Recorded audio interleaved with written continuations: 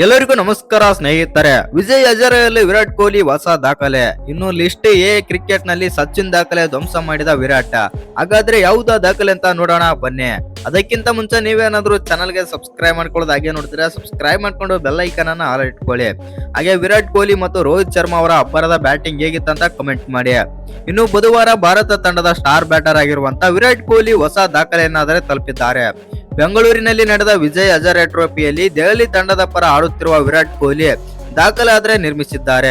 ಇನ್ನು ವಿರಾಟ್ ಕೊಹ್ಲಿ ತಮ್ಮ 330ನೇ ಇನ್ನಿಂಗ್ಸ್ ನಲ್ಲಿ ಅಮೋಘ ಶತಕ ಗಳಿಸಿ ಹೊಸ ದಾಖಲೆಯನ್ನಾದ್ರೆ ನಿರ್ಮಿಸಿದ್ದಾರೆ. ಬಿಸಿಸಿಐ ಸೆಂಟರ್ ಆಫ್ ಎಕ್ಸಲೆನ್ಸ್ ನಲ್ಲಿ ನಡೆದ ಆಂಧ್ರ ಪ್ರದೇಶ ವಿರುದ್ಧದ ಪಂದ್ಯದಲ್ಲಿ ವಿರಾಟ್ ಕೊಹ್ಲಿ ಅದ್ಭುತ ಶತಕ ಗಳಿಸಿದರು.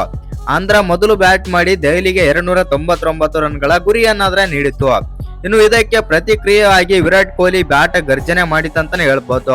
ಇನ್ನು ಈ ಮೂಲಕ ಲಿಸ್ಟ್ ಎ ಕ್ರಿಕೆಟ್ ನಲ್ಲಿ ವಿರಾಟ್ ಕೊಹ್ಲಿ 16,000 ರನ್ಗಳನ್ನು ಪೂರ್ಣಗೊಳಿಸಿದರು. ಇನ್ನು ಲಿಸ್ಟ್ ಎ ಕ್ರಿಕೆಟ್ ನಲ್ಲಿ 16,000 ರನ್ಗಳನ್ನು ಅತ್ಯಂತ ವೇಗವಾಗಿ ಸಚಿನ್ ತೆಂಡೂಲ್ಕರ್ ಗಳಿಸಿದ ದಾಖಲೆಯನ್ನು ಇದೀಗ ವಿರಾಟ್ ಕೊಹ್ಲಿ ಆದ್ರೆ ಮುರಿದಿದ್ದಾರೆ. ಇನ್ನು ಸಚಿನ್ ತೆಂಡೂಲ್ಕರ್ ಅವರು ಬಂದ್ಬಿಟ್ಟು 391 ಇನ್ನಿಂಗ್ಸ್ ಗಳಲ್ಲಿ ಈ ಮೈಲುಗಲ್ಲಾದ್ರೆ ಸಾಧಿಸಿದ್ದರು. ಇನ್ನು ಈಗ ವಿರಾಟ್ ಕೊಹ್ಲಿ ಅವರು ಲಿಸ್ಟ್ ಎ ಕ್ರಿಕೆಟ್ ನಲ್ಲಿ 330ನೇ ಇನ್ನಿಂಗ್ಸ್ ನಲ್ಲಿ 16,000 ರನ್ಗಳನ್ನು ಕಲೆ ಹಾಕುವ ಮೂಲಕ ಇದರೊಂದಿಗೆ ಸಚಿನ್ ಅವರ ದಾಖಲೆಯನ್ನಾದ್ರೆ ವಿರಾಟ್ ಕೊಹ್ಲಿ ಆದ್ರೆ ಮುರಿದಿದ್ದಾರೆ. ಇನ್ನು ಲಿಸ್ಟ್ ಎ ಕ್ರಿಕೆಟ್ ನಲ್ಲಿ 16,000 ರನ್ಗಳ ಗಡಿ ದಾಟಿದ ಒಟ್ಟಾರೆ 9ನೇ ಬ್ಯಾಟರ್ ಎನಿಸಿಕೊಂಡರು.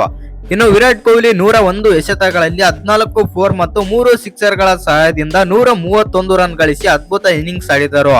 ವಿರಾಟ್ ಕೊಹ್ಲಿ ಜೊತೆಗೆ ನಿತೀಶ್ ರಾಣಾ ಕೂಡ ಅರ್ಧ ಶತಕ ಗಳಿಸುವ ಮೂಲಕ ಅವರಿಗೆ ಉತ್ತಮ ಬೆಂಬಲ ಕೂಡ ನೀಡಿದರು. ಇದರೊಂದಿಗೆ ಇಬ್ಬರು ದೆಹಲಿ ತಂಡದ ಗೆಲುವಿಗೆ ಅಡಿಪಾಯ ಕೂಡ ಹಾಕಿಕೊಟ್ಟರು.